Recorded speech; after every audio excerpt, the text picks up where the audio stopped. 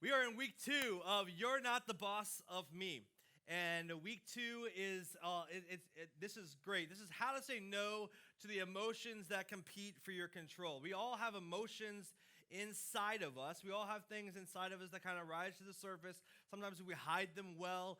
Sometimes we can hold our tongue for a little bit, but something happens and there are just kind of emotions build up in us that kind of compete for control in all of our lives. And so last week 1 of You're Not the Boss of Me, was really about kind of setting this whole topic up, saying, hey, we want to get to the point where we can tell these emotions like, shame and worry and fear and lust and, just all these things.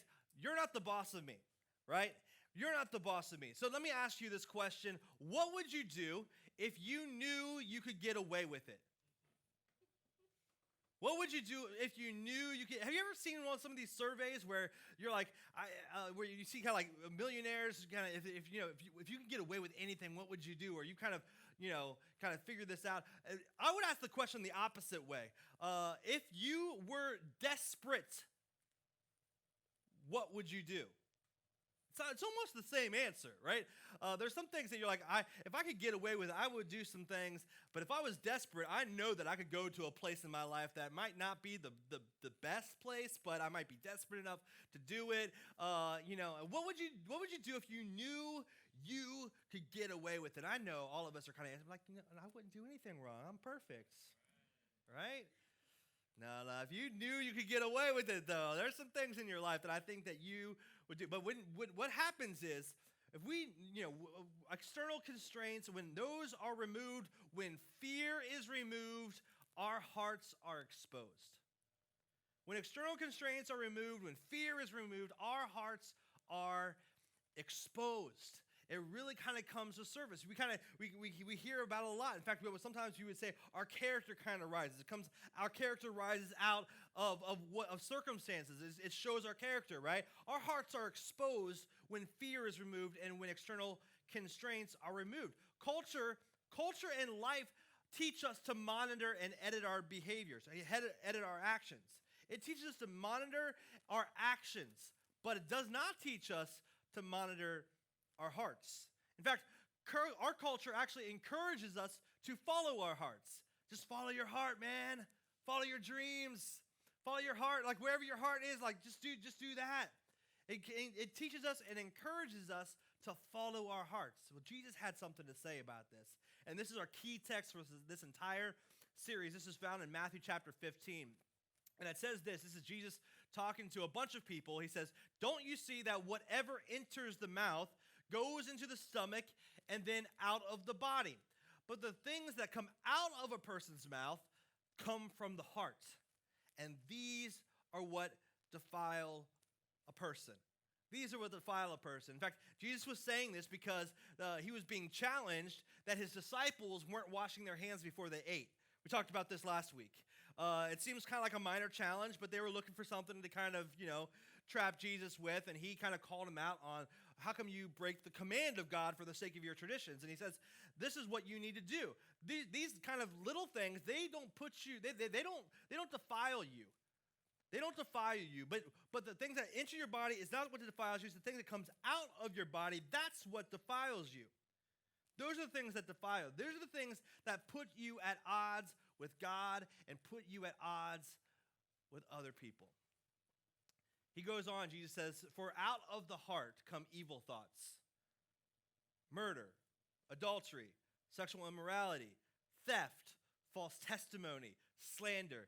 These are what defile a person, to which I would sit there and say, Jesus, like, hold on, man, ease up a little bit, right? That's not all in my heart, I don't think. But we say, for out of the heart comes these evil thoughts such as these things, murder, adultery, immorality, theft, slander. These are what defiles a person. This explains in part why seemingly nice people suddenly do horrific things. Have you ever watched a news channel or something that happens, an event that happens, and they interview somebody that the person who committed the incredible horrific act that knew them, and they interview them, and what do we always hear? Man, I've been around that person for like years, and there's no way that I could ever have expected that they would have ever done anything like that. And we're going, but they did it. They did it. Like, how did you not see that? How did you not know? Like, if I was that person's friend, I would have seen that. Like, I watch news, I'm going, what? Because we know that it's in them. It's in them. Out of our heart comes like these evil thoughts. You know, if you're dating someone who is on occasion says and does things out of character, right? It's just out of character. It doesn't make any sense. It's not who they are all the time, but it comes out. It comes out of their heart. The same thing happens in all of us. What enters us isn't the thing that defiles us, but what comes out of us comes from our heart. Those are the things that defile us, because out of our heart come evil thoughts. It's kind of like this water gun. Now, most of you kind of going, man, I'm so glad I'm sitting in the corners today, because, you know, there's I don't know what's in here, right? Like, we would say it's water. Like, how do you know it's water, first of all? Like, you don't know it's water, right? Maybe you saw me fill it up, right? Like, it could be anything in here, right? It could be, water. It could be Mountain Dew. It could be, some sort of, toxin. I don't know. It could be anything in here. But whatever enters here is going to come out this end, right? Whatever enters here always comes out this end. It doesn't matter if I, shake it. It doesn't all of a sudden cause a chemical reaction where something different is going to come out. Whatever comes in here is going to come out of here. But here's the key. It's only going to come out of here when pressure is applied, right? When pressure is applied, that's when it comes out. The same thing happens in all of our lives. When people are under pressure, that's when you should pay attention. When they say, I don't know where that came from, like, I have no idea where that thought came from. I don't know. I didn't mean that. And we talked about this last week. You didn't mean to say that out loud, but you meant that. It came out of your heart. It came out. And when pressure was applied, we saw what really was in there. When people say, I don't know where that came from, you know where it came from. It came from their heart. Shaking it doesn't determine what comes out. When we get shaken, our hearts are exposed. Our hearts are exposed. And then in that regard, we should take Solomon's advice. Solomon said this. He said, guard your hearts above all else, for everything you do flows from it. Above all else, guard your heart, for everything you do flows from it. What's in here will eventually make its way out here. Eventually, what's in your heart will spill out on those closest to you. And guarding our hearts involves kind of cleaning out the toxins within, as well as kind of keeping them out. We got to clean it out, we got to flush it out, and we got to keep it out. And today we're going to start with this debilitating toxin. It's the one that sets us up for failure relationally. It sets us up for failure professionally, financially. Today we're going to talk about something that none of you have ever experienced: guilt. Don't raise your hands if you experience guilt. I feel like this is something we all experience from time to time. It's a debilitating emotion that we want to be able to say at the end of this, you're not the boss of me. Guilt is the action or the emotion associated with acknowledging that we've done something wrong, right? That we've done something wrong. We acknowledge it. We feel it, right? And there's all kinds of guilt, right? There's false guilt. There's the guilt that you feel without really actually being guilty, right? Guilt that you feel, you're kind of like, I kind of feel guilty, but I'm not sure if I did anything wrong, but I kind of feel guilty. There's some of that guilt, right? We have to deal with that. There's real guilt, right? Guilt that you feel because you actually are guilty, right? You're wrong someone. You rehearse it, and you wrong someone. You've hurt someone. And you feel guilty. And then there is guilt that's so bad that you feel no guilt, right? You have suppressed it, like the past kind of looms large, and you just shove it down, and you retreat to the narrative that says it's not your fault.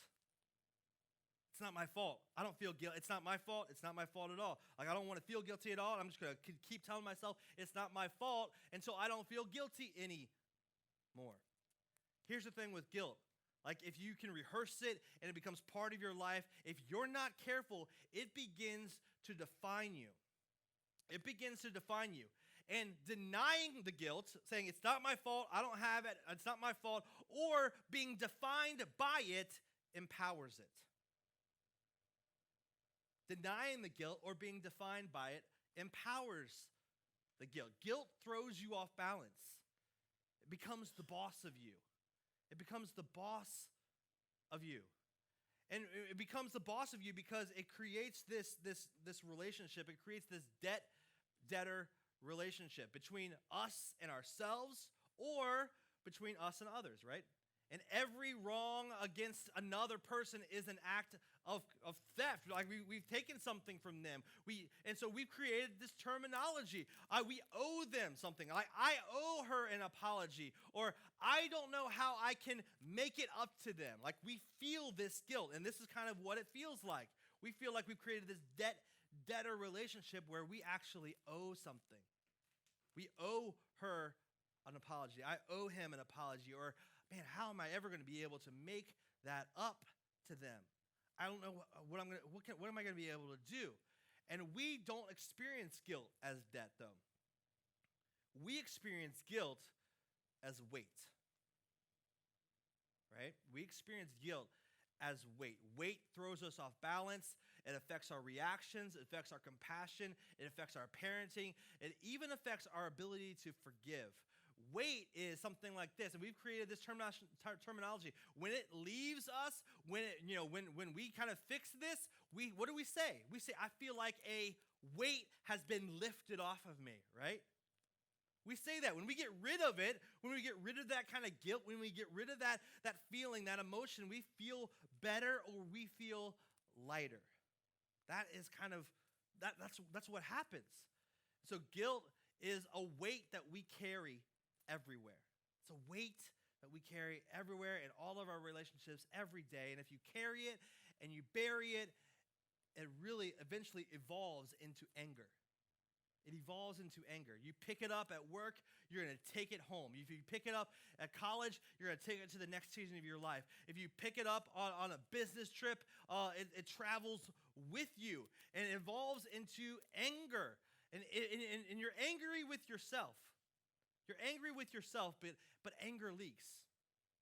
You've disappointed but you're constantly disappointed with folks closest to you. That's kind of what anger does. It leaks to those closest to you.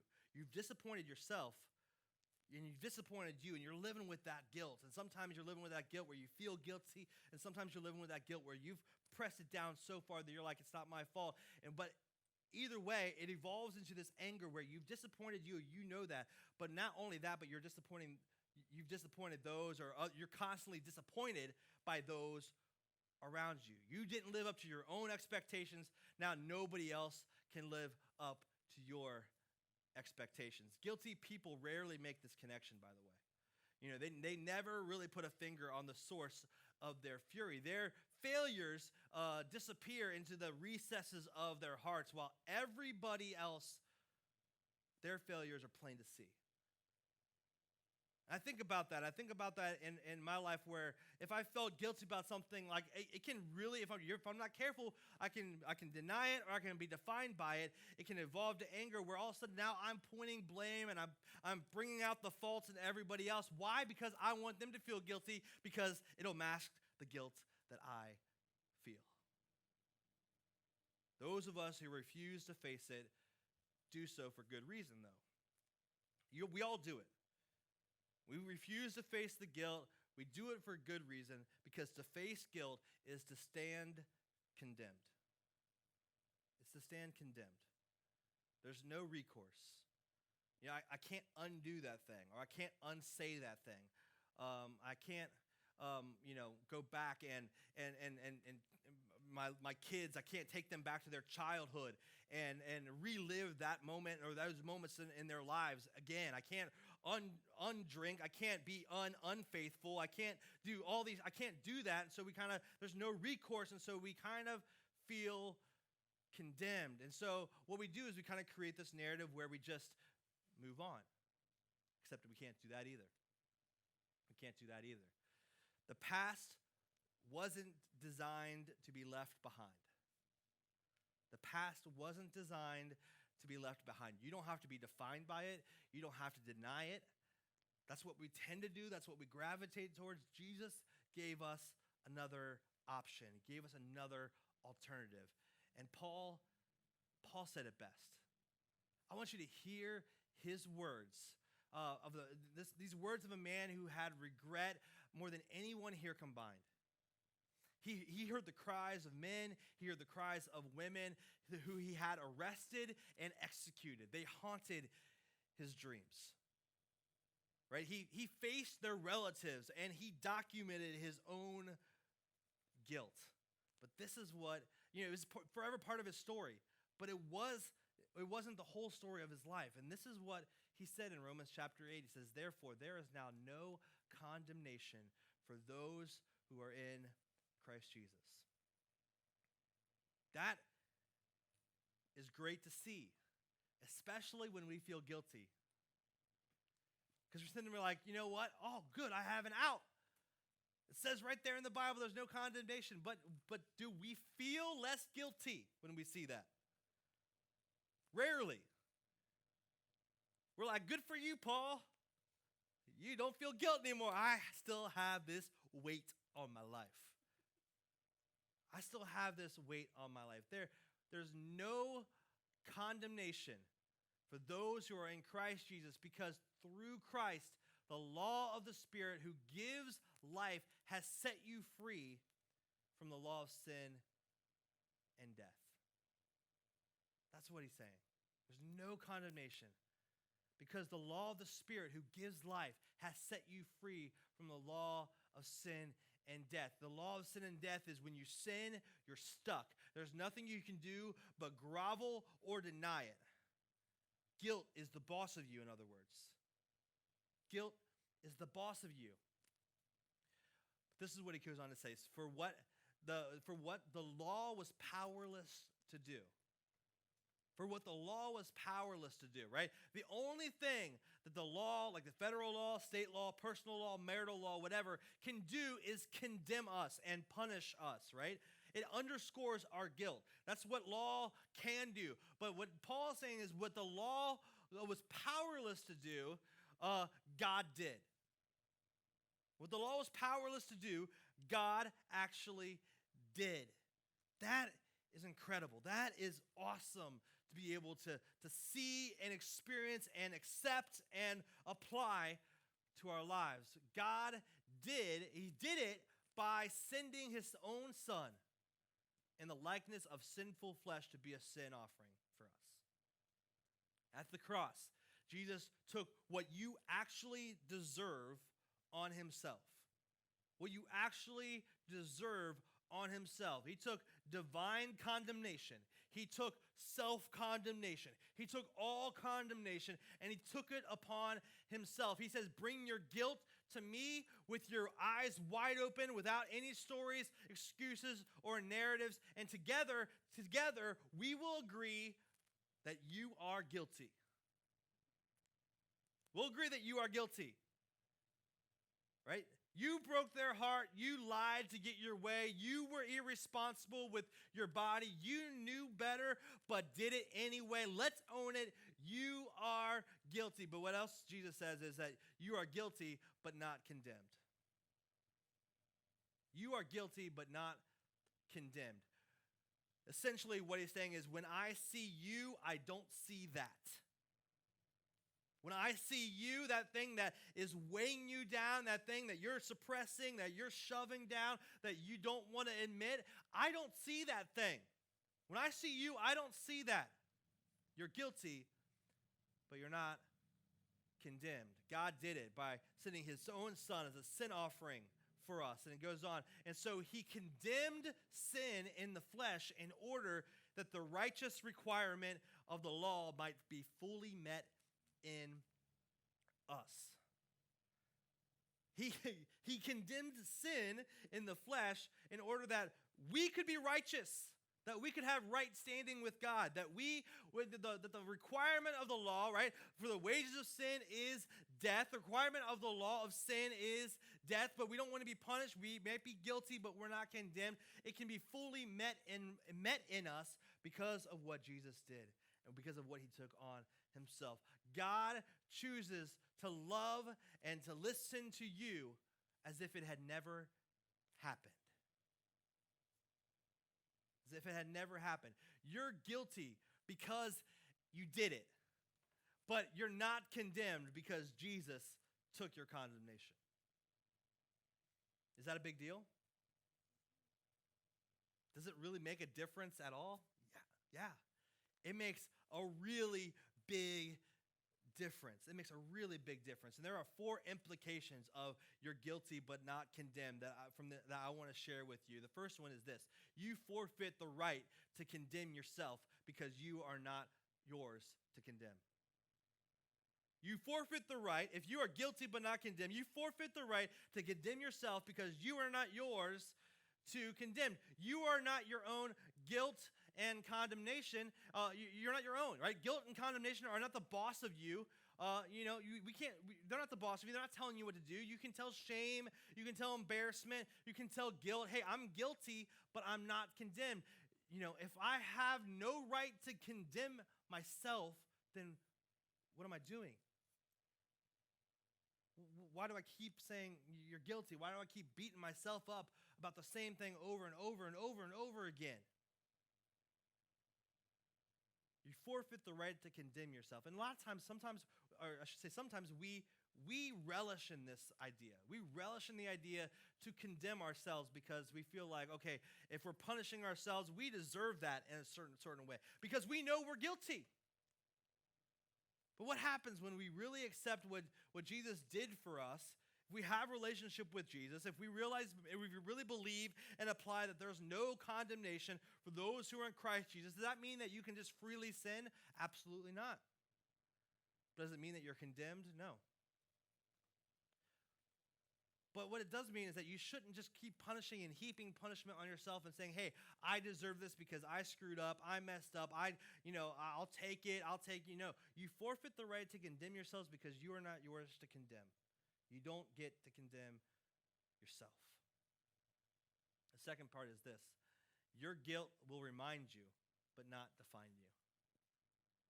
Your guilt will remind you, but not define you. You did it, but you're not what you did, right? Your past is a reminder to kind of look up in gratitude for God. You are not what you did. Your past is there to remind you to look up and be gracious to the God who forgives sins, who delivers you, who is not condemning you, to be grateful to him. Those who forgiven much love much. They love God. They love others. Your guilt will remind you. It will not define you. A lot of us need to move past the definition of guilt in our lives. What do I mean by that? Oh, I'm this, or I'm an, even sometimes to a degree, I'm an X whatever, fill in the blank. Right? You're kind of defining yourself by that thing that you kind of feel a little bit guilty for. The past should remind you of the graciousness of God and the mercy of God, but it should not define who you are. The third one is this: you forfeit the right to condemn others because that would make you a hypocrite, right? You forfeit the right to condemn others because that would make you a hypocrite. Nobody likes a hypocrite. Thought that would get a little bit more, but nobody likes a hypocrite. Amen. Yeah, exactly. Right? Everybody's like, oh, I kind of like a hypocrite now. We don't want to be hypocrites. And so if you don't have the right to condemn yourself because you are not yours to condemn, then what gives you the right to condemn other people? What is God doing in their life? What has he already done in their life? Can you help other people? Sure. Can you encourage other people? Sure. Can you come alongside them and build them up? Absolutely. But what gives you the right to condemn other people? You can't do that. You forfeit that right. You forfeit the right to size people up and write them off. You forfeit that right.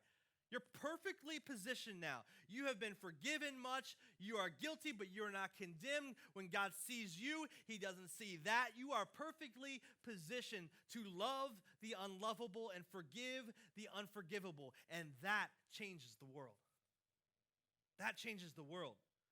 When you forgive the unforgivable, when you love the unlovable, even when it doesn't make any sense in the world, and you do that, that changes relationships, that changes lives, that changes the world. You forfeit your right to condemn others because that would make you a hypocrite. That would make you a hypocrite. We don't want to be that. And the fourth one is this: you are free to make restitution without expectations and without excuses. You're free to make restitution without expectations and without excuses. Your new covenant marching orders are to love as you have been loved. That's why you exist. Your new covenant marching orders are to love as you have been loved. God humbled himself and gave to the guilty. In fact, the way Paul says it is that he says, when we came to Christ, like even before we came to Christ, like we were a liability to him. We were a deficit. We were deficient. We didn't have any value to him on the surface. But while we were yet sinners, Christ died for us, is how he says it. While we didn't have any on the surface, on paper value, Christ died for us. God humbled himself and became a sin offering, and Jesus took it on the cross and took all divine condemnation, all self-condemnation, all condemnation. He humbled himself and gave it to the guilty.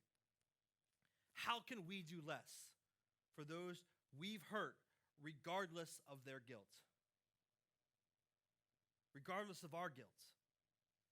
How can we do any less? Your restitution, apology, and willingness to take responsibility for your actions may unlock the vault of bitterness that's eating someone alive from the inside. It could unlock so much. Your restitution, your apology, your willingness, and even responsibility could be like, you know what? I got to do this for somebody else. Maybe it's your guilt. Maybe it's their, like, how can I help? Here's the question I would ask you. Is somebody waiting for you to make the first move? Is somebody waiting for you to make the first move? Is pride keeping you from making it? Is pride the boss of you?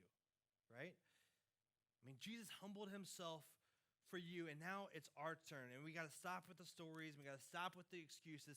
And we just get honest with God. We can get honest with others. And, is someone waiting for you to make the first move? We fear the consequences of confession more than the consequences of concealment. Think about that.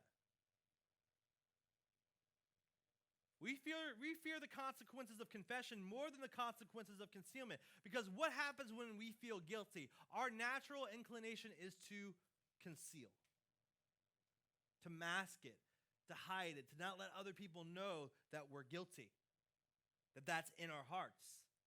I didn't mean that, right? I don't know where that came from. We say that a lot. We mask it. We don't want people to feel, we don't want to appear guilty. We're trying to find a way to fix it. We try to find a way to make it right. We try to find a way to make it better. And so we kind of conceal it and see if we can kind of wipe the slate clean so that nobody knows we're guilty. I did this one time. I got pulled over. This is when I was in college. I just graduated my senior year. I was on a tour with a music group for about a month. And during that month, my license expired. Felt like I had a good reason, I wasn't around, So I get back to Springfield, Missouri, where my college was, and I drive from Springfield, Missouri, back to Cincinnati, Ohio, where I grew up, with an expired license.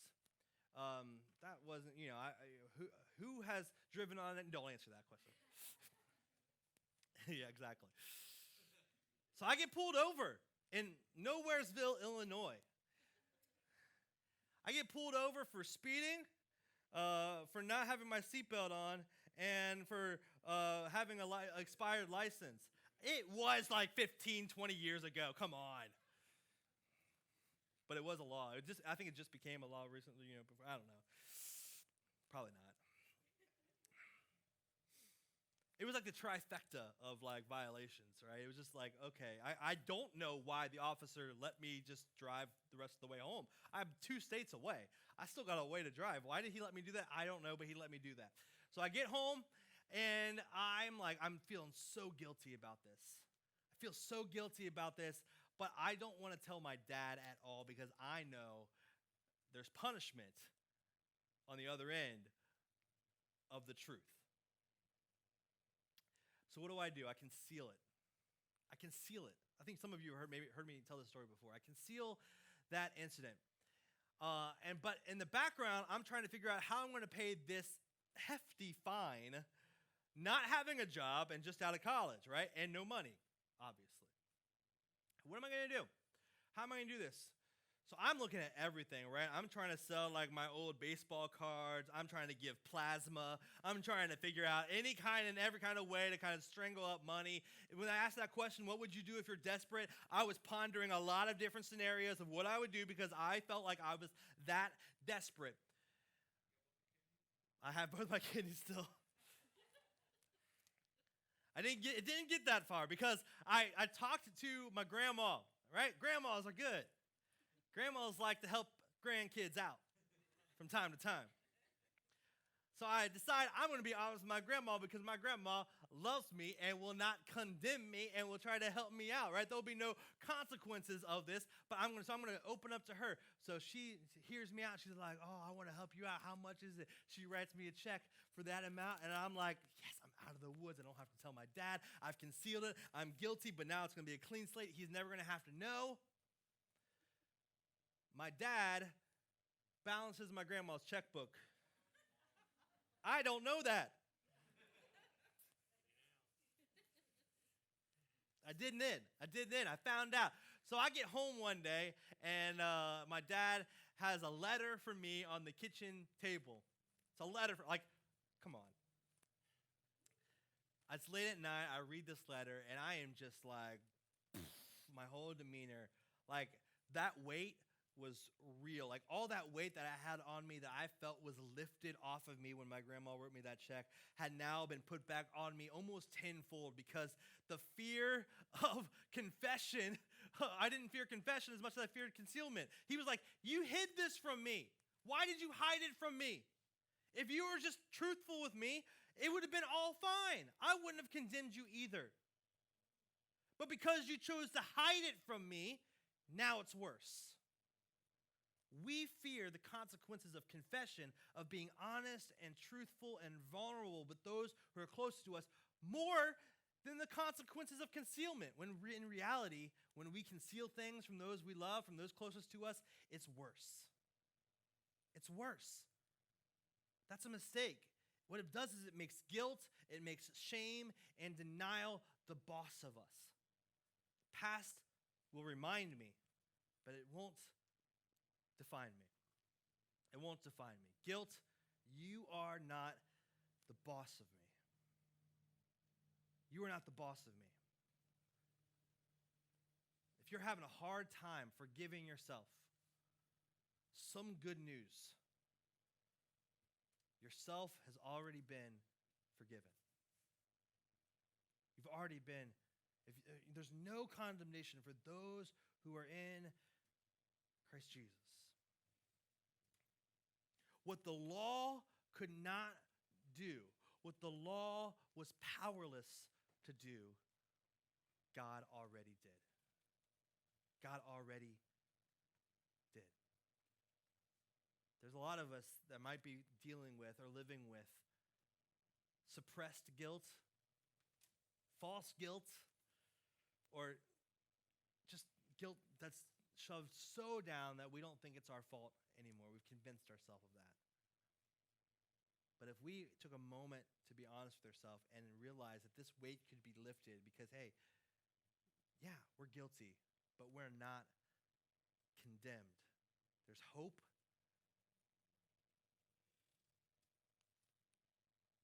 There's mercy, there's forgiveness, and all of that. What the law was powerless to do, God already